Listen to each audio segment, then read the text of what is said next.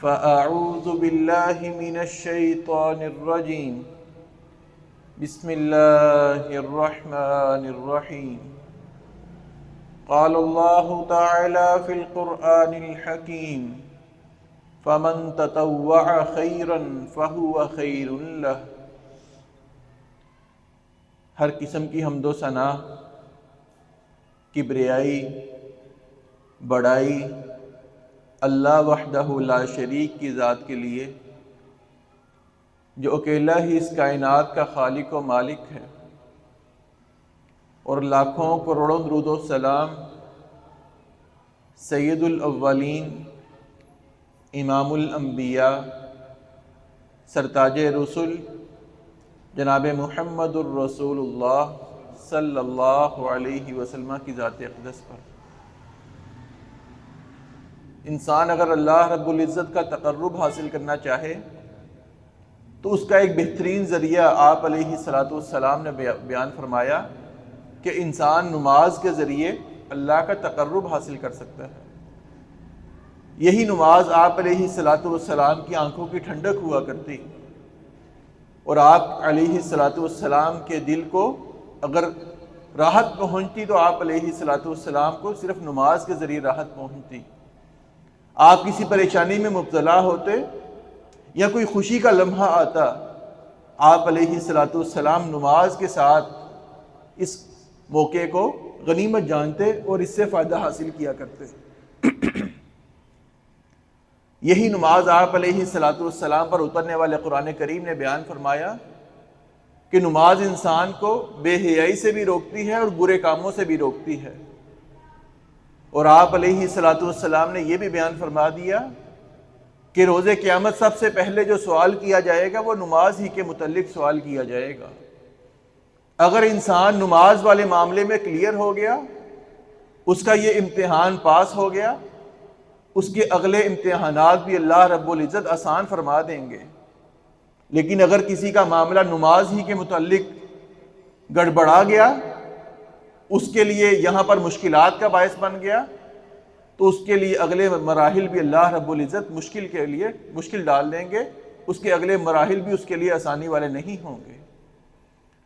آج سے چند ماہ قبل فرض نماز کے متعلق ہم نے تقریباً 2 یا 3 خطبات میں بات کی تھی کہ فرض نماز کی اہمیت کیا ہے، بے نمازی کا انجام کیا ہے۔ آج کا خطبہ جمعہ نفلی نماز کے متعلق ہے کہ نفلی نماز کی کیا فضیلت ہے، اس کے کون کون سی اقسام ہیں جو آپ علیہ الصلاۃ والسلام نے بیان فرمائی ہیں۔ اللہ رب العزت سے دعا ہے کہ اللہ رب العزت ہمیں فرضی نماز کے ساتھ ساتھ نوافل ادا کرنے کی بھی توفیق عطا فرمائے۔ آپ علیہ الصلاۃ والسلام کے فرامین کی روشنی میں معلوم ہوتا ہے کہ نفل ہر اس نماز کو کہا جاتا ہے جو انسان کے اوپر فرض نہیں کی گئی، انسان اپنی خوشی سے ادا کرتا ہے۔ اسی کے متعلق اللہ رب العزت نے بھی بیان فرمایا فَمَن تَطَوَّعَ خَيْرًا فَهُوَ خَيْرٌ لَهُ۔ کوئی انسان اپنی طرف سے کوئی خیر کا کام اضافی کرنا چاہے، فرمایا یہ اس کے لیے بھلائی کا باعث ہے، اس کے لیے خیر کا باعث ہے۔ معلوم ہوا جو اللہ رب العزت نے 5 فرض نمازیں ہمارے اوپر فرض کی ہیں، ان 5 فرض نمازوں کی رکعات نکال کر باقی تمام انسان کے لیے نفل اور سنتوں کا درجہ رکھتے ہیں۔ سب سے پہلے ہم ان نوافل کی فضیلت کو جانیں گے کہ نوافل انسان ادا کرے تو اللہ رب العزت انسان کے ساتھ کیا معاملات فرماتے ہیں۔ سب سے پہلی فضیلت آپ علیہ الصلاۃ والسلام نے فرمایا اول ما یحاسب بہ العبد یوم القیامہ صلاتہ۔ فرمایا روز قیامت انسان کا جو سب سے پہلے سوال ہوگا، سب سے پہلا امتحان ہوگا، وہ اس کی نماز کے متعلق ہے۔ فَإِن كَانَ أَتَمَّهَا كُتِبَتْ لَهُ تَامَّةً۔ اگر اس کی فرض نماز اللہ رب العزت کے ہاں اس درجے کی ہوئی جو اللہ رب العزت کو مطلوب اور مقصود ہے، کتبت لہ تامہ، اس کے لیے مکمل نماز لکھ دی جائے گی۔ اور یہاں پر رک کے یاد رکھیے، اللہ رب العزت کے ہاں ہماری نماز کی گنتی نہیں جاتی کہ آج جمعہ کے دن انسان نے 5 نمازیں پڑھی ہیں یا نہیں پڑھی۔ یہ نہیں کہ آپ نے 5 نمازیں پڑھی، اللہ رب العزت کے ہاں 5 ٹک لگے کہ آج کا حساب کتاب کلیئر ہے۔ ایسے حساب اللہ کے ہاں نہیں جاتا۔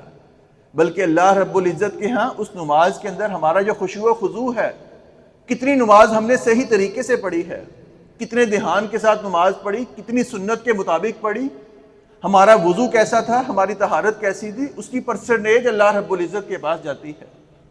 مثال کے طور پر آپ نے جمعہ کی نماز ادا کی، اللہ کے ہاں اس کی پرسنٹیج جائے گی۔ کچھ لوگوں کی نماز 100% قبول کی جائے گی، کچھ لوگوں کی نماز 90%، 80%، اور کچھ ایسے بھی لوگ ہوں گے کہ جن کے متعلق آپ علیہ الصلوۃ والسلام نے فرمایا کہ 40 سال تک نماز پڑھتے رہے لیکن ان کی نماز اللہ کے ہاں قابل قبول نہیں ہے، ان کی نماز اللہ کے ہاں 0% قبول کی جائے گی۔ تو آپ علیہ الصلوۃ والسلام نے اس کی وجہ بھی بیان فرمائی تھی، فرمایا اس نے نماز میں یا رکوع مکمل نہیں کیا یا سجدہ صحیح نہیں کیا تو اللہ رب العزت نے اس کی نماز قبول ہی نہیں کی۔ اللہ کے ہاں جب نماز کی پرسنٹیج جائے گی، فرمایا اگر کسی کے پرسنٹیج اللہ رب العزت کے ہاں مکمل ہوئی، 100% ہوئی، اس کے لیے مکمل ثواب لکھ دیا جائے گا۔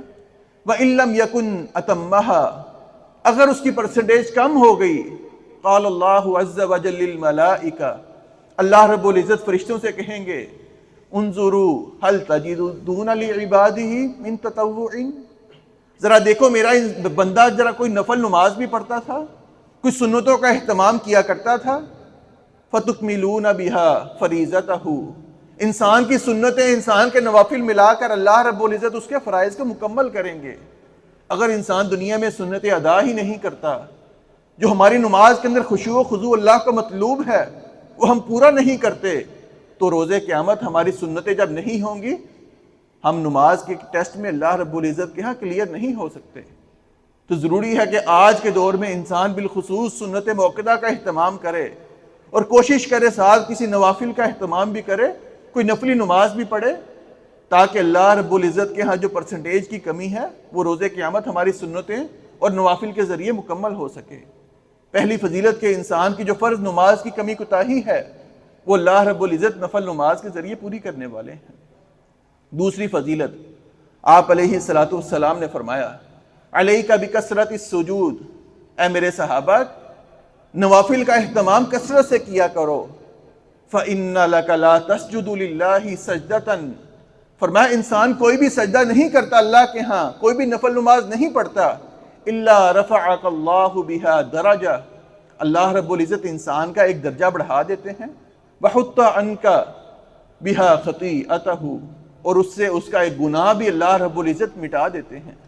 یعنی انسان گناہ تو کرتا ہے لیکن انسان اگر نوافل کا اہتمام کرتا رہے، اللہ گناہ بھی سرے سے مٹا دے گا اور اللہ رب العزت انسان کے درجات میں بلندی کا باعث بھی ان نوافل کو بنا دیتا ہے۔ تیسری فضیلت، صحابی بیان کرتے ہیں کہ میں رات کے وقت آپ علیہ الصلوۃ والسلام کے پاس رہا کرتا، آپ کے لیے وضو کا پانی اور آپ کے لیے دیگر وضو کی چیزیں آپ کے سامنے مہیا کیا کرتا۔ ایک دن آپ علیہ الصلوۃ والسلام آرام فرما رہے تھے، اٹھا تو دیکھا کہ میں نے آپ کے لیے مسواک بھی تیار کی ہے، آپ کے لیے وضو کا پانی بھی رکھا ہوا ہے۔ آپ علیہ الصلوۃ والسلام بہت خوش ہوئے، کہا میرے صحابی مانگ، آج مجھ سے کیا مانگتے ہو؟ صحابی سوچ میں پڑ گئے، صرف ایک چیز مانگی کہ اللہ کے رسول روز قیامت آپ کا ساتھ چاہیے، اس کے علاوہ کچھ نہیں چاہیے۔ آپ علیہ الصلوۃ والسلام نے پوچھا اور کیا چاہیے؟ کہ اللہ کے رسول صرف روز قیامت آپ کا ساتھ مل جائے، مجھے اور کچھ نہیں چاہیے۔ آپ علیہ الصلوۃ والسلام نے جو وظیفہ انہیں بتایا وہ ہمارے لیے بھی ہے، فرمایا فَإِنِّي عَلَىٰ نَفْسِكَ بِكَثْرَةِ السُّجُودِ، اے میرے صحابی کثرت سے نوافل کا اہتمام کیا کرو، تمہارا نوافل کا اہتمام کرنا روز قیامت میرا ساتھ تمہیں نصیب کر سکتا ہے۔ اگر آج ہم بھی آپ علیہ الصلوۃ والسلام کا ساتھ چاہتے ہیں کہ ہم نے دنیا میں آپ کا دیدار بھی نہیں کیا لیکن روز قیامت آپ کا ساتھ چاہتے ہیں، اللہ سے دعا ہے کہ اللہ رب العزت آپ علیہ الصلوۃ والسلام کا ساتھ نصیب فرمائے، آپ کے ہاتھوں سے جام پینا نصیب فرمائے۔ روز قیامت ساتھ چاہیے تو آپ علیہ الصلوۃ والسلام نے بیان فرما دیا کثرت سے نوافل کا اہتمام کرو، اللہ رب العزت آپ علیہ الصلوۃ والسلام کا ساتھ نصیب فرما دیں گے۔ اس کے بعد چوتھا عمل، چوتھی فضیلت کہ آپ علیہ الصلوۃ والسلام نے بیان فرمایا وَاعْلَمُوا أَنَّ خَيْرَ صَلَاتِكُمْ وَاعْلَمُوا أَنَّ خَيْرَ أَعْمَالِكُمُ الصَّلَاةُ، تم جان لو کہ اللہ رب العزت کے ہاں اگر کوئی کام فرائض کے بعد پسندیدہ ہے، کوئی افضل ترین کام فرائض کے بعد ہے وہ تمہاری نفلی نماز ہے۔ انسان اگر نفلی نماز کا اہتمام کرے تو انسان اللہ رب العزت کے پاکیزہ ترین اور محبوب ترین بندوں میں شامل ہو جاتا ہے۔ اور یہاں پر آپ علیہ الصلوۃ والسلام نے ایک مومن کی نشانی کو بھی بیان فرمایا، فرمایا وَلَا يُحَافَظُ عَلَى الْوُضُوءِ إِلَّا مُؤْمِنٌ، وضو کی حفاظت صرف مومن کرتا ہے۔ یعنی مومن کی ایک نشانی یہ بھی ہے کہ ہر وقت وہ باوضو رہنے کی کوشش کرتا ہے، لہٰذا یہ بھی مومن کے لیے ضروری ہے کہ ہر وقت باوضو رہے۔ اس کی بھی اللہ رب العزت اس کے نامہ اعمال میں خیر و برکات کا باعث بنے گا، اس کا بھی اس کو اجر و ثواب ملے گا اگر انسان ہر وقت وضو کی حالت میں رہے گا۔ اور اگر وضو کی حالت میں اللہ رب العزت کے پاس چلا گیا پھر بھی امید کی جا سکتی ہے کہ اللہ رب العزت اس کے ساتھ کوئی آسانی والا معاملہ فرمائیں گے۔ پانچویں فضیلت، آپ علیہ الصلوۃ والسلام نے فرمایا فَعَلَيْكُمْ بِالصَّلَاةِ فِي بُيُوتِكُمْ فَإِنَّ أَفْضَلَ الصَّلَاةِ صَلَاةُ الْمَرْءِ فِي بَيْتِهِ إِلَّا الْمَكْتُوبَةَ، فرمایا اے لوگو، اے میرے صحابہ، تمہارے اوپر لازم ہے کہ تم اپنے گھر میں نماز کا کچھ حصہ ادا کرو۔ اللہ رب العزت کے ہاں نفلی نماز جو بہترین نماز ہے وہ گھر کے اندر نماز ادا کرنا ہے سوائے فرض نماز کے۔ یعنی انسان فرض نماز تو مسجد میں ادا کرے اور سنتوں کا اہتمام کوشش کرنی چاہیے گھر میں جا کے ادا کریں، کیونکہ آپ علیہ الصلوۃ والسلام نے دوسری روایت میں فرمایا گھر میں نماز پڑھنا گھر میں خیر و برکات کا باعث بنتا ہے۔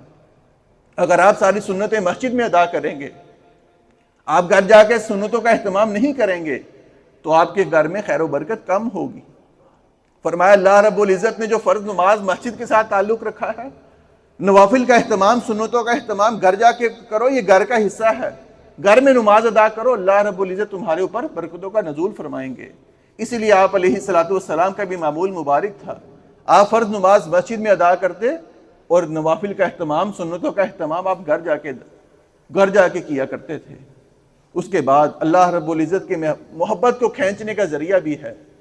اللہ رب العزت کے پیارے حبیب علیہ الصلوۃ والسلام نے فرمایا کہ انسان اپنے اللہ کا تقرب حاصل کرنا چاہے تو تقرب حاصل کرنے کا ایک ہی ذریعہ ہے، وہ فرائض کی پابندی کرے۔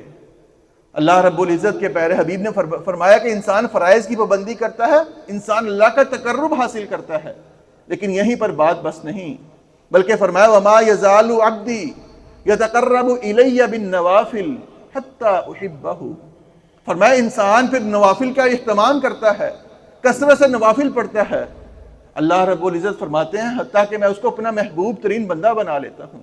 اور یہیں پر بس نہیں، بلکہ آپ علیہ الصلوۃ والسلام نے فرمایا فَإِذَا أَحْبَبْتُهُ، اللہ رب العزت فرماتے ہیں جب میں بندے سے محبت کرتا ہوں كُنْتُ سَمْعَهُ الَّذِي يَسْمَعُ بِهِ، میں انسان کا کان بن جاتا ہوں جس سے وہ سنتا ہے، میں اس کی آنکھ بن جاتا ہوں جس کے ساتھ وہ دیکھتا ہے، میں اس کا ہاتھ بن جاتا ہوں جس کے ساتھ وہ کام کرتا ہے۔ اللہ رب العزت نے فرمایا میں انسان کا پاؤں بن جاتا ہوں جس کے ساتھ وہ چل کر اپنے کام کرتا ہے۔ اور فرمایا انسان مجھ سے سوال کرے میں اس کی بات کو سنتا ہوں، انسان مجھ سے مدد مانگے میں اس کی مدد بھی کرتا ہوں۔ صرف کام یہ کیا تھا کہ اس نے فرائض کی پابندی کرنے کے بعد اللہ کو محبوب بنانے کے لیے، اللہ کی محبت کو کھینچنے کے لیے نوافل کا اہتمام کیا تھا۔ اللہ رب العزت نے اس کو اپنا محبوب بھی بنا لیا۔ اللہ رب العزت انسان کے ہاتھ بھی بن گیا، انسان کے کان بھی بن گیا، انسان کی آنکھ بھی بن گیا اور انسان کے پاؤں بھی بن گیا۔ یعنی انسان جو بھی پھر کام کرتا ہے اس کے کام میں آسانی ہو جاتی ہے، اس کو مشکلات کا سامنا نہیں کرنا پڑتا، سارے کے سارے کام اس کے آسانی کے ساتھ سر انجام ہو جاتے ہیں۔ اس لیے آپ علیہ الصلوۃ والسلام نے یہ بھی بیان فرمایا انسان اگر شکر ادا کرنا چاہے، شکر ادا کرنے کا ایک طریقہ یہ بھی ہے کہ انسان نوافل کا اہتمام کرے۔ سیدہ عائشہ بیان کرتی ہیں رضی اللہ تعالیٰ عنہ کہ آپ علیہ الصلوۃ والسلام کثرت سے نوافل کا اہتمام کرتے، آپ لمبا لمبا قیام کرتے حتیٰ کہ آپ کے پاؤں مبارک سوج جاتے۔ میں نے کہا اللہ کے رسول، اللہ نے آپ کے پچھلے اور اگلے سارے گناہ معاف کر دیے ہیں، پھر آپ اتنی عبادت کیوں کرتے ہیں؟ آپ نے فرمایا افلا اکون عبدا شکورا، اللہ نے مجھے اتنی فضیلت دی ہے کہ میں اللہ کا شکر گزار بندہ نہ بن جاؤں؟ یعنی شکر ادا کرنے کا ایک طریقہ یہ بھی ہے انسان نوافل کا اہتمام کرے، یہ بھی شکر ادا کرنے کا ایک طریقہ ہے۔ جہاں پر آپ نے 7 فضیلتیں سنی وہاں پر چند مسائل بھی نفلی نماز کے متعلق سن لیجئے۔ پہلا مسئلہ کہ آپ نفلی نماز جماعت کے ساتھ بھی ادا کر سکتے ہیں، یعنی اگر کبھی کوئی جماعت ہو رہی ہو، جیسے بالخصوص تراویحوں میں ہوتا ہے، اگر آپ تراویح پر اگر آپ نماز تراویح ہو رہی ہے، آپ پیچھے فرائض ادا کرنا چاہیں عشاء کے، آپ عشاء کی نماز تراویح کے ساتھ ادا کر سکتے ہیں۔ یعنی امام صاحب 2 رکعتیں پڑھ کے سلام پھیر لیں گے، آپ 2 رکعتوں کے بعد کھڑے ہو کر اپنی عشاء کی نماز کو مکمل کر سکتے ہیں۔ اور آپ اگر ویسی بھی قیام کرنا چاہیں، نوافل کی جماعت کروانا چاہیں، آپ علیہ الصلوۃ والسلام سے ثابت ہے کہ آپ نے نوافل کی بھی جماعت کروائی ہے، نفل نماز کی بھی جماعت کروائی جا سکتی ہے۔ لیکن صلاۃ تسبیح کی نماز کروانا یہ آپ علیہ الصلوۃ والسلام سے اور صحابہ سے ثابت نہیں ہے۔ اگر آپ صلاۃ تسبیح پڑھنا چاہیں تو وہ آپ کو اکیلے ہی پڑھنی چاہیے۔ دیگر نوافل کا اہتمام کرنا، آپ تہجد پڑھنا چاہیں یا کوئی اور نفل پڑھنا چاہیں، آپ جماعت کے ساتھ پڑھنا چاہیں آپ پڑھ سکتے ہیں۔ دوسرا مسئلہ یہ کہ انسان یہ نہیں کہ ایک دن میں آپ 20 رکعت نوافل کا اہتمام کریں اور اگلے دن آپ ایک رکعت بھی نہ پڑھیں۔ اللہ رب العزت کا ایسا عمل محبوب نہیں ہے۔ آپ علیہ الصلوۃ والسلام نے فرمایا احب الاعمال الی اللہ ادومها وان قل، اللہ کو محبوب ترین عمل وہ ہے انسان ہمیشگی سے کرے اگرچہ وہ تھوڑا ہی کیوں نہ ہو۔ آپ 2 رکعتوں کی روٹین بنا لیں کہ 2 رکعتیں روزانہ پڑھنی ہیں، یہ اللہ کو زیادہ محبوب ہے اس سے کہ ایک دن آپ 10 رکعتیں پڑھیں، اگلے دن آپ 2 پڑھیں، اگلے دن آپ چھوڑ دیں۔ اللہ کو یہ عمل پسند نہیں ہے۔ اللہ کو عمل وہ پسند ہے جو انسان ہمیشگی جس پر کرے، اس لیے کوشش کرے کہ جو بھی عمل کریں اس پر ہمیشگی اختیار کریں۔ تیسرا مسئلہ کہ آپ سواری پر نفل نماز ادا کر سکتے ہیں۔ آپ موٹر وے پہ جا رہے ہیں یا آپ جہاز پر جا رہے ہیں یا آپ کسی بھی سواری پر جا رہے ہیں، آپ نفل نماز سواری پر ادا کر سکتے ہیں بغیر کسی عذر کے۔ صحابی بیان کرتے ہیں اللہ کے رسول علیہ الصلوۃ والسلام مکہ سے مدینہ کی طرف آ رہے تھے، آپ سواری پر سوار ہیں، آپ کا چہرہ بھی قبلہ رخ نہیں بلکہ اپوزٹ سائڈ پر ہے۔ آپ علیہ الصلوۃ والسلام نے اپنی سواری کا رخ قبلہ کی طرف کیا، اللہ اکبر کہا، نماز کو شروع کیا، پھر آپ اپنی سواری کو مدینہ کی طرف کر لیا اور آپ علیہ الصلوۃ والسلام نفل نماز پڑھتے رہے۔ یعنی نفل نماز پڑھنے کے لیے صرف یہ ضروری ہے کہ آپ نے نماز کا شروع میں اپنا رخ قبلے کی طرف کرنا ہے۔ سواری جہاں بھی ہے آپ اپنا رخ قبلے کی طرف کریں، آپ نماز شروع کر لیں، پھر آپ اپنی نماز کو جاری رکھیں، چاہے آپ کا منہ قبلے کی طرف نہ بھی ہو، آپ کی نماز قبول ہے، آپ علیہ الصلوۃ والسلام کا طریقہ ہے۔ لہٰذا کبھی آپ بس میں سفر کریں، کبھی آپ موٹر وے پہ سفر کریں، کوشش کریں کہ اس سنت کو زندہ کرنے کی کہ آپ علیہ الصلوۃ والسلام ہمیشہ ہی سواری پر نماز پڑھا کرتے تھے۔ ہم بھی جب سفر کریں تو ہمیں بھی چاہیے کہ آپ علیہ الصلوۃ والسلام کی سنت کو زندہ کریں، سواری پر نماز پڑھیں۔ اللہ رب العزت عمل کی توفیق عطا فرمائے۔ اور ایک اور بات کہ آپ علیہ الصلوۃ والسلام سے یہ بھی ثابت ہے کہ آپ نے نفل نماز بیٹھ کر بھی پڑھی ہے۔ سیدہ عائشہ رضی اللہ تعالیٰ عنہ بیان کرتی ہیں بیٹھ کر پڑھی ہے، لیکن اس کی کچھ وجوہات بھی تھی۔ سیدہ عائشہ رضی اللہ تعالیٰ عنہ بیان کرتی ہیں کہ آپ علیہ الصلوۃ والسلام جب تک تندرست رہے، جب تک آپ کا جسم صحیح سلامت تھا، بڑھاپا آپ کے اوپر نہیں آیا تھا، آپ کھڑے ہو کر قیام کیا کرتے تھے۔ لیکن جب آپ کی عمر تھوڑی زیادہ ہو گئی، آپ تھوڑے سے موٹے ہو گئے، تو اس وقت آپ علیہ الصلوۃ والسلام رات کا قیام کرتے، آپ رات کا قیام کھڑے ہو کر کرتے، لیکن جب درمیان میں آپ تھک جاتے پھر آپ بیٹھ جایا کرتے، اور جب آپ 40 رکعت ابھی 40 آیات کی تلاوت باقی ہوتی، آپ پھر کھڑے ہوتے، پھر 40 رکعت آیات کھڑے ہو کر پڑھتے، پھر آپ رکوع میں جاتے۔ یہ تو آپ علیہ الصلوۃ والسلام کا عمل مبارک تھا۔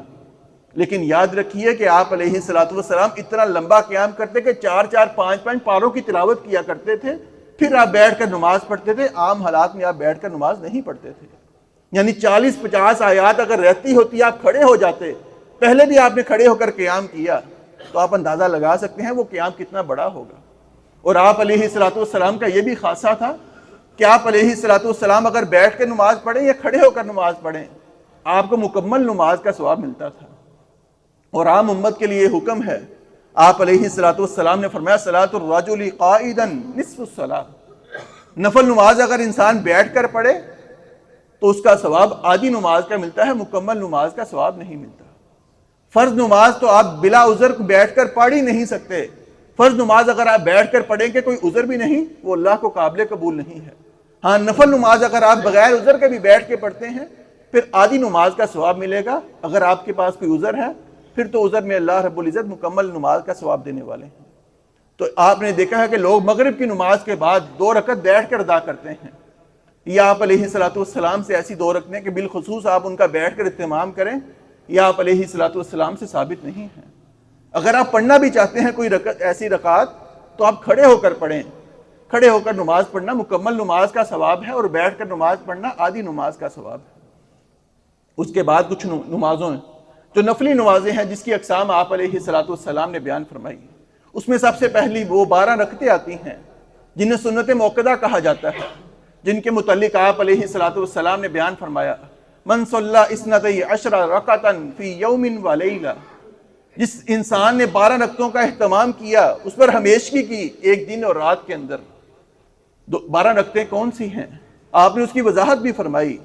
فجر کی 2 سنتیں ہیں، ظہر کی نماز سے پہلے 4 سنتیں ہیں، ظہر کی نماز کے بعد 2 سنتیں ہیں، مغرب کی نماز کے بعد 2 سنتیں ہیں، عشاء کی نماز کے بعد 2 سنتیں ہیں. فرمایا جس نے 12 رکعات پر ہمیشگی کی بنی لہ بیت فی الجنہ، اس کے لیے اللہ رب العزت جنت میں ایک محل تیار کریں گے جو 12 رکعات پڑھنے کی وجہ سے اس کو دیا جائے گا. صحابیہ بیان کرتی ہیں، ام حبیبہ رضی اللہ تعالیٰ عنہ فرماتی ہیں کہ ما ترکتہن منذ سمعتموہن من رسول اللہ صلی اللہ علیہ وسلم. یہ صحابہ اکرام کا عمل تھا. ام حبیبہ رضی اللہ تعالیٰ عنہ بیان کرتی ہیں جس دن سے میں نے یہ حدیث سنی ہے کہ 12 رکعات پڑھنے پر اللہ رب العزت جنت میں محل دیتے ہیں، فرماتی ہیں کہ اس دن سے لے کر آج تک میں نے ان رکعات کو چھوڑا نہیں ہے. اور ام حبیبہ رضی اللہ تعالیٰ عنہ سے آگے جو تابعی بیان کرتے ہیں وہ بیان کرتے ہیں میں نے ام حبیبہ رضی اللہ تعالیٰ عنہ سے سنا، جب سے میں نے ان سے سنا میں نے آج تک ان رکعات کو چھوڑا نہیں ہے. حتیٰ کہ تسلسل یہ چلتا چلتا جہاں تک کتابوں میں آیا، جس بھی راوی نے بیان کیا یہی بیان کیا کہ میں نے اپنے استاد سے سنا اور میں نے اس دن کے بعد اس رکعات کو اپنا معمول بنا لیا. اللہ تعالیٰ سے دعا ہے کہ اللہ رب العزت ہمیں بھی اس پر ہمیشگی کرنے کی توفیق عطا فرمائے. یہ تو آپ علیہ الصلوۃ والسلام نے سنت موقدہ بیان فرمائی. اس کے علاوہ دیگر کچھ اور بھی آپ علیہ الصلوۃ والسلام سے سنتیں ثابت ہیں. اس میں سب سے پہلے ظہر کی سنتیں ہیں. آپ علیہ الصلوۃ والسلام نے فرمایا من حافظ علی 4 رکعات قبل الظہر، جس نے ظہر کی نماز سے پہلے 4 رکعات پر ہمیشگی کی، وبعدها 4، اور اس کے بعد بھی 4 رکعات پر ہمیشگی کی، اللہ رب العزت کا وعدہ ہے حرمہ اللہ علی النار، اللہ رب العزت اس آدمی کو آگ کے اوپر حرام کر دیں گے. یعنی 4 رکعات آپ ظہر سے اگر پہلے پڑھیں، 4 رکعات ظہر کے بعد پڑھیں، یعنی آپ نے 2 رکعتیں تو بعد میں پڑھنی ہے، 2 رکعتوں کا اضافہ کر لیں. فرمایا اس پر ہمیشگی کر لیں، اللہ رب العزت جہنم کے اوپر آپ کو حرام کر دیں گے. اس کے بعد عصر کا وقت ہے. آپ علیہ الصلوۃ والسلام نے فرمایا رحم اللہ امرأ صلی قبل العصر 4، اللہ رب العزت اس پر رحم کرے، برکتوں کا نزول فرمائے جو انسان عصر کی نماز سے پہلے 4 رکعتیں پڑھتا ہے. یعنی اگر آپ اس کو پڑھنا چاہیں معمول بنا لیں. اللہ رب العزت آپ علیہ الصلوۃ والسلام کی دعا ہے کہ اللہ رب العزت اس پر رحم کرے. یاد رکھیے دعا دینے والے آپ علیہ الصلوۃ والسلام ہیں، رحم کرنے والے اللہ رب العزت ہیں. کیسے ممکن ہے کہ آپ اس کو معمول بنا لیں اور آپ علیہ الصلوۃ والسلام کی دعا قبول نہ ہو؟ یہ ممکن نہیں ہے. لہٰذا ان رکعات پر انسان کو کوشش کرے کہ انسان جب بھی موقع ملے اس کو پڑھے. معمول بنانا چاہے معمول بنا لیں، لیکن یہ سوچنا کہ اس کے علاوہ آپ کی نماز ہی قبول نہیں، آپ کی عصر کی نماز کی 8 رکعات ہیں، یہ عقیدہ بھی درست نہیں ہے. فرض نماز 4 ہی ہے عصر کی. آپ یہ پڑھنا چاہیں تو پڑھ لیں، اگر نہیں بھی پڑھیں گے تو گناہ نہیں ہوگا، گنہگار نہیں ہوں گے. اس کے بعد مغرب کی نماز کا وقت ہے. آپ علیہ الصلوۃ والسلام نے بیان فرمایا صلوا قبل المغرب رکعتین، صلوا قبل المغرب رکعتین، صلوا قبل المغرب رکعتین الا من شاء. آپ علیہ الصلوۃ والسلام نے 2 مرتبہ یا 3 مرتبہ بیان فرمایا کہ مغرب کی نماز سے پہلے 2 رکعتیں ادا کرو، مغرب کی نماز سے پہلے 2 رکعتیں ادا کرو. پھر تیسری مرتبہ آپ نے فرمایا جو جس کا جی چاہے وہ پڑھ لے، جس کا جی چاہے وہ نہ پڑھے. یعنی یہ فرض نہیں ہوئی بلکہ آپ علیہ الصلوۃ والسلام نے تاکید بیان فرمائی. اور صحابہ بیان کرتے ہیں کہ آپ علیہ الصلوۃ والسلام کا زمانہ مبارک ہے، مسجد نبوی ہے، وہاں پر مغرب کی اذان ہوتی، صحابہ اکرام ستونوں کے پیچھے جا کر یہ 2 رکعت ادا کرتے. باہر سے کوئی آنے والا یہ سمجھتا کہ مغرب کی نماز ہو چکی ہے، بعد کی سنتیں ادا کی جا رہی ہیں. یعنی صحابہ اکرام اس قدر اس پر ہمیشگی کرتے، اس قدر اس کا اہتمام کرتے. کوشش کریں کہ مغرب کی نماز سے قبل بھی 2 رکعتیں ادا کرنے کی کوشش کریں. اس کے بعد عشاء کی نماز کا وقت ہے. اس کے متعلق آپ علیہ الصلوۃ والسلام کا عمومی فرمان ہے بین کل اذانین صلاۃ، بین کل اذانین صلاۃ لمن شاء. فرمایا ہر 2 اذانوں کے درمیان نماز ہے ہر دو نماز اذانوں کے درمیان نماز ہے، لیمن شاء جو چاہے، یعنی دو اذانوں سے مراد ایک اذان اور دوسری تکبیر، اس کے درمیان آپ نماز پڑھ سکتے ہیں، 2 رکعتیں ادا کر سکتے ہیں، لیکن تیسری مرتبہ فرما دیا لیمن شاء جو چاہے وہ پڑھ لے، جو نہیں چاہتا وہ نہ پڑھے، یہ فرض نہیں ہے۔ اس کے بعد فجر کی 2 سنتیں ہیں، اور صحابہ بیان کرتے ہیں کہ آپ علیہ الصلوۃ والسلام نے نوافل میں سنتوں میں کسی چیز کا اتنا اہتمام نہیں کیا جتنا آپ فجر کی سنتوں کا اہتمام کیا کرتے تھے، اور آپ نے یہاں تک فرما دیا رکعت الفجر خیر من الدنیا وما فیہا، فجر کی 2 سنتیں دنیا اور وما فیہا، جو دنیا میں سب کچھ ہے، دنیا میں کیا کچھ ہے، کتنا مال و دولت ہے، کتنی فراوانی ہے، فرمایا دنیا میں اور دنیا میں جو سب کچھ ہے، سب سے بہتر جو ہے صرف 2 رکعتیں فجر کی ادا کرنا ہے۔ آپ اس کو معمول بنا لیں، کبھی بھی آپ علیہ الصلوۃ والسلام نے یہ 2 رکعتیں نہیں چھوڑی، اور آپ علیہ الصلوۃ والسلام اگر سفر میں بھی ہوتے تو آپ علیہ الصلوۃ والسلام نے کبھی سفر میں فجر کی 2 سنتیں نہیں چھوڑی، اور کبھی آپ نے وتر نہیں چھوڑا، دیگر نوافل اور دیگر سنتیں آپ علیہ الصلوۃ والسلام چھوڑ دیا کرتے تھے۔ بلکہ سیدنا عبداللہ بن عمر رضی اللہ تعالیٰ عنہ بیان کرتے ہیں کہ آپ ایک دن سفر میں تھے، یہ آپ علیہ الصلوۃ والسلام کی وفات کے بعد کا واقعہ ہے۔ صحابی بیان کرتے ہیں کہ آپ علیہ الصلوۃ والسلام کے صحابی سیدنا عبداللہ بن عمر سفر میں ہیں، آپ نے ظہر کی نماز پڑھائی، 2 رکعت نماز پڑھائی، 2 رکعت نماز پڑھا کر آپ سائڈ پر ہو کر بیٹھ جاتے ہیں، دیکھا لوگ نماز پڑھ رہے ہیں، آپ نے پوچھا لوگ کون سی نماز پڑھ رہے ہیں؟ کہا لوگ نفل ادا کر رہے ہیں۔ سیدنا عبداللہ بن عمر رضی اللہ تعالیٰ عنہ فرمانے لگے میں نے آپ علیہ الصلوۃ والسلام کے ساتھ بھی سفر کیا، آپ علیہ الصلوۃ والسلام نے ظہر کی 2 رکعتیں پڑھائی، اس کے علاوہ کوئی سنت ادا نہیں کی، یہ اللہ رب العزت کی طرف سے رخصت تھی، انسان کو اس سے فائدہ اٹھانا چاہیے۔ فرماتے ہیں میں نے سیدنا ابو بکر کے ساتھ بھی سفر کیا، سیدنا ابو بکر رضی اللہ تعالیٰ عنہ بھی ظہر کی صرف 2 رکعتیں سفر میں پڑھتے، اس کے علاوہ کسی سنت کا کسی نفل کا اہتمام نہیں کرتے۔ اور سیدنا عمر اور سیدنا عثمان کا بھی ذکر کیا کہ سب کا یہی معمول تھا، آپ سفر میں ہوتے تو صرف 2 رکعتیں ظہر کی ادا کرتے، کوئی نفل کوئی سنتیں ادا نہیں کرتے، لیکن فجر کی سنتیں اور وتر ادا کرنا یہ آپ علیہ الصلوۃ والسلام کا معمول تھا، آپ سفر میں ہوں یا حضر میں آپ نے کبھی اس کو ترک نہیں کیا۔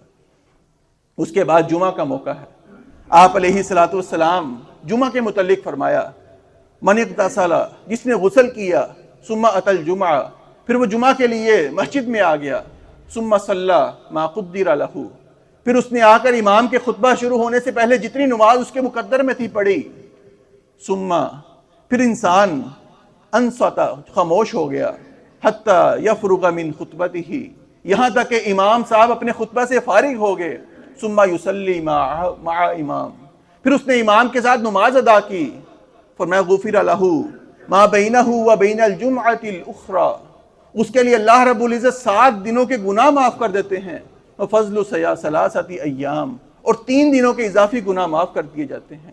یعنی انسان نے اگر ایک جمعہ ادا کیا، لیکن اس جمعے کی شرائط بھی آپ علیہ الصلوۃ والسلام نے بیان فرمائی، یہ 10 دنوں کے گناہ ہر ایک کے معاف نہیں ہوں گے۔ فرمایا امام کے خطبہ شروع ہونے سے پہلے مسجد میں آیا، امام کے خطبہ شروع ہونے سے پہلے مسجد میں آ کر اس نے 2 رکعت ادا کی ہو، پھر امام کا خطبہ شروع ہو گیا، اس نے خاموشی سے خطبہ سنا، پھر امام کے ساتھ نماز پڑھی، پھر اس کے 10 دن کے گناہ معاف ہوں گے۔ آپ تصور کریں کہ ہماری اس مسجد کا اندازہ لگا لیں، کوئی 10 سے 12 افراد ایسے ہیں اللہ رب العزت ان کو برکتوں سے نوازے، جو ہمیشہ ہی جمعہ کے خطبہ شروع ہونے سے پہلے مسجد میں آتے ہیں، ان کے تو اللہ رب العزت انشاءاللہ اس حدیث کی بنا پر گناہ معاف کر دے گا 10 دنوں کے۔ ذرا باقی لوگوں کا بتائیں ان کے گناہ کون معاف کرے گا؟ ہم روزانہ کی بنیاد پر اتنے گناہ کرتے ہیں کہ شاید ہم شمار بھی نہ کر سکیں، لیکن کیا اگر 1 گھنٹہ ہفتے میں دے دیں اللہ رب العزت کی مسجد کو، تو کیا وارے میں سودا نہیں کہ 1 گھنٹہ اللہ رب العزت کو دے دیں، اس کے بدلے اللہ رب العزت 10 دنوں کے گناہ ہی معاف کر دے، 10 دنوں کا ہم سے حساب ہی نہ لے؟ کیا یہ سودا وارے میں نہیں ہے؟ فرمایا 12:30 خطبہ شروع ہوتا ہے، 1:15 بجے خطبہ ختم ہوتا ہے، کوئی 7-8 منٹ کی نماز ہے، 1 گھنٹہ لگا لیں آپ، 12:30 سے 1:30 بجے تک آپ مسجد کو اگر دے دیں، صرف 1 گھنٹے کے بدلے اللہ رب العزت 10 دنوں کے گناہ معاف کر دے، تو اس سے بڑھ کر سودا کون سا ہو سکتا ہے؟ آج ہم دنیا میں تو دیکھتے ہیں کہ فلاں جگہ انویسٹ کرے تو بہت پروفٹ ہوگا، فلاں جگہ سے میری آمدنی بن جائے گی، میرا بینک بیلنس بڑھ جائے گا۔ کبھی اللہ رب العزت کی آخرت کو بھی دیکھیں، کبھی اپنے نامہ اعمال کو بھی دیکھے کہ یہاں بھی کوئی بینک بیلنس بڑھانا ہے، یہاں بھی کوئی ذخیرہ آخرت کرنا ہے، صرف دنیا کے لیے نہیں جینا بلکہ آخرت کے لیے جینا ہے، ہمارا اصل ٹھکانہ آخرت ہے۔ تو صرف 1 گھنٹہ مسجد کو دے دیں ہفتے میں، بدلے میں اللہ رب العزت 10 دنوں کے گناہ معاف کر دے۔ اللہ رب العزت سے دعا ہے کہ اللہ رب العزت ہمیں اس بات کو سمجھنے کی توفیق عطا فرمائے اور عمل کرنے کی توفیق عطا فرمائے۔ اور آپ علیہ الصلوۃ والسلام نے یہ بھی فرمایا، اذا صلی احدکم الجمعہ فلیصلی 4 بعدہا، جب انسان نماز جمعہ ادا کر لے اس کے بعد فرمایا 4 رکعت نفل نماز ادا کرنی ہے۔ آپ اس کو 2 کر کے پڑھیں، کیونکہ آپ علیہ الصلوۃ والسلام کا عمومی فرمان ہے کہ جو بھی سنتیں ہیں، جو بھی نوافل ہیں، اس کو 2 کر کے پڑھنا یہ زیادہ افضل ہے۔ اور سیدنا عبداللہ بن عمر رضی اللہ تعالیٰ عنہ کی روایت ہے کہ اگر آپ گھر جا کے پڑھنا چاہیں، پھر آپ علیہ الصلوۃ والسلام کا معمول تھا کہ آپ 2 رکعت پڑھا کرتے، اور دوسری روایت میں آپ علیہ الصلوۃ والسلام کا یہ بھی طریقہ مبارک تھا کہ آپ 2 رکعت مسجد میں ادا کرتے، 2 رکعت گھر میں جا کے ادا کرتے۔ یعنی اگر آپ مسجد میں ادا کرنا چاہیں تو 4 رکعت ادا کریں، اگر آپ گھر جا کے ادا کرنا چاہیں تو آپ 2 رکعت بھی ادا کر سکتے ہیں اور 4 رکعت بھی ادا کر سکتے ہیں۔ اور تیسرا طریقہ یہ کہ آپ مسجد میں 2 رکعت ادا کریں، 2 رکعت گھر میں جا کے ادا کریں۔ یہ جمعہ کی سنتوں کے بارے آپ علیہ الصلوۃ والسلام کا فرمان تھا۔ 7ویں نفل نماز اشراق ہے۔ آپ علیہ الصلوۃ والسلام نے فرمایا، من صلی الغداۃ فی جماعہ، جس نے فجر کی نماز جماعت کے ساتھ ادا کی، ثم قعد، پھر وہ مسجد میں اپنی جگہ پر بیٹھ گیا، یذکر اللہ رب العزت کا ذکر کرتا ہے، حتی تطلع الشمس، یہاں تک کہ سورج طلوع ہو گیا، ثم صلی رکعتین، پھر 2 رکعت نفل نماز ادا کرتا ہے جسے اشراق کی نماز کہا جاتا ہے، کانت لہ کاجر حجۃ و عمرۃ تامۃ تامۃ تامہ۔ آپ علیہ الصلوۃ والسلام اگر 1 مرتبہ بھی بیان فرما دیں وہ 100% حقیقت ہے۔ 3 دفعہ آپ نے فرمایا، صرف 2 رکعت ادا کی، فجر کی نماز مسجد میں با جماعت ادا کی، آدھا پونا گھنٹہ بیٹھ کر ذکر و اذکار کیا، اشراق کا ٹائم ہوا 2 رکعت نفل نماز ادا کی، 3 مرتبہ فرمایا مکمل مکمل مکمل حج اور عمرے کا ثواب اللہ رب العزت نامہ اعمال میں ڈال دیتے ہیں۔ اس کے بعد آپ علیہ الصلوۃ والسلام نے، وقت کم ہے، آپ علیہ الصلوۃ والسلام نے 8ویں نماز بیان فرمائی، وہ چاشت کی نماز ہے۔ صحابی بیان کرتے ہیں، اوصانی خلیلی بثلاث، میرے خلیل نے، میرے دوست نے، میرے حبیب آپ علیہ الصلوۃ والسلام نے 3 چیزوں کی وصیت فرمائی، لا ادعہن حتی اموت، میں اسے کبھی بھی نہیں چھوڑوں گا یہاں تک کہ مجھے موت آ جائے۔ صیام 3 ایام فی کل شہر، ہر ماہ 3 دن کے روزے رکھنا، جسے ایام 20 کے روزے کہا جاتا ہے۔ 13، 14 اور 15 تاریخ جو چاند کی ہوتی ہے، ان 3 دنوں کے روزے رکھنا۔ ورکعت الضحیٰ، 2 رکعتیں چاشت کی ادا کرنا۔ وَأَنْ أُوتِرَ قَبْلَ أَنْ أَنَامَ، سونے سے پہلے وتر ادا کرنا۔ فرمایا 3 وصیتیں آپ علیہ الصلوۃ والسلام نے مجھے کی ہیں۔ اور چاشت کی نماز کا ٹائم تقریباً آج کے ٹائم کے مطابق 8:15 بجے شروع ہوتا ہے، صبح کا 8:15 بجے شروع ہوتا ہے، اور ظہر سے پہلے تک، زوال کے وقت سے پہلے تقریباً 11:15 تک یہ ٹائم ہوتا ہے۔ آپ علیہ الصلوۃ والسلام 2 رکعت بھی ادا کرتے۔ آپ کا ویسے عمومی معمول تھا، آپ 4 رکعت ادا کرتے، کبھی اس سے بڑھا بھی لیتے، کبھی کم بھی کر لیتے۔ اور اس کی فضیلت سن لیجیے، آپ علیہ الصلوۃ والسلام نے فرمایا، انسان کے جسم کے 360 جوڑ ہیں، ہر جوڑ کا صدقہ ادا کرنا ضروری ہے۔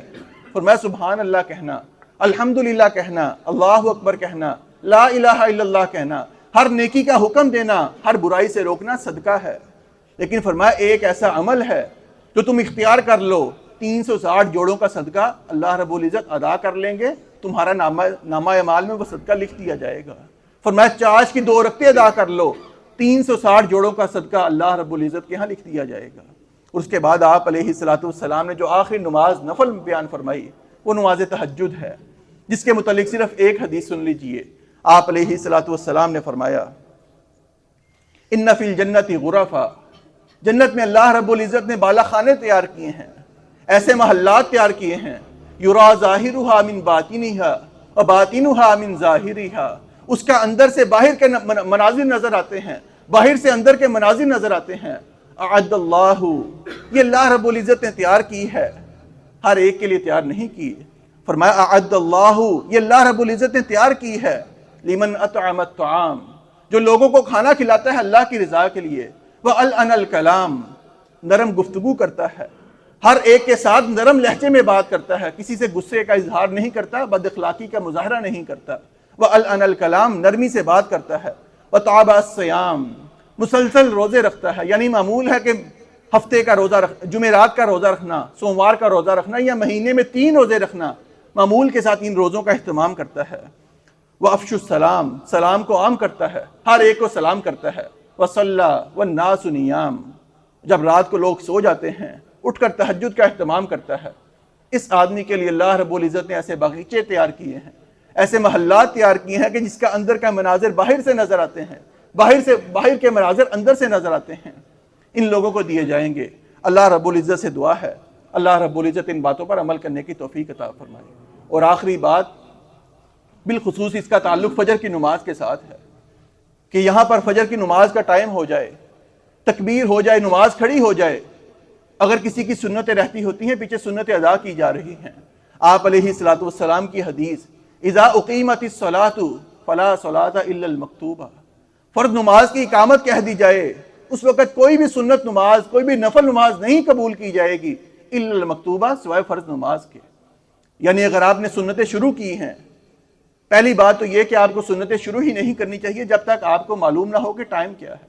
اگر 1 منٹ رہتا ہے تو آپ نماز شروع ہی نہ کریں، آپ سنتیں بعد میں بھی ادا کر سکتے ہیں۔ اگر آپ شروع کر چکے ہیں اور ٹائم کا نہیں علم تھا، اگر تکبیر کہہ دی گئی ہے، آپ نماز توڑ دیں، آپ کی وہ نماز قابل قبول نہیں ہوگی۔ اور آپ علیہ الصلوۃ والسلام سے یہ ثابت ہے، صحابہ نے فجر کی فرض نماز کے بعد سنتیں ادا کی تھی۔ ایک دن آپ علیہ الصلوۃ والسلام نے فجر کی نماز پڑھائی، سلام پھیرا، صحابی بعد میں کھڑے ہوئے 2 رکعتیں ادا کرنے لگے۔ آپ نے پوچھا اے میرے صحابی کیا 4 رکعت نماز ادا کرنے لگا ہے؟ کہا اللہ کے رسول میری فجر کی 2 سنتیں رہتی تھی، میں وہ ادا کرنے لگا ہوں۔ آپ علیہ الصلوۃ والسلام خاموش ہو گئے۔ اور ایک طریقہ یہ بھی ہے کہ اگر آپ کی سنتیں رہتی ہوں، فجر کی سنتیں رہ گئی ہیں، آپ علیہ الصلوۃ والسلام کی حدیث مبارکہ ہے کہ اشراق کی نماز کے بعد، سورج نکلنے کے بعد بھی آپ سنتیں ادا کر سکتے ہیں۔ تو فرض نماز کی اقامت ہو جانے کے بعد آپ سنتیں ادا کریں، وہ سنتیں آپ کی قابل قبول نہیں ہیں۔ اللہ رب العزت سے دعا ہے کہ اللہ رب العزت ہمیں ان باتوں پر عمل کرنے کی توفیق عطا فرمائے۔ وآخر دعوایا ان الحمد للہ رب العالمین۔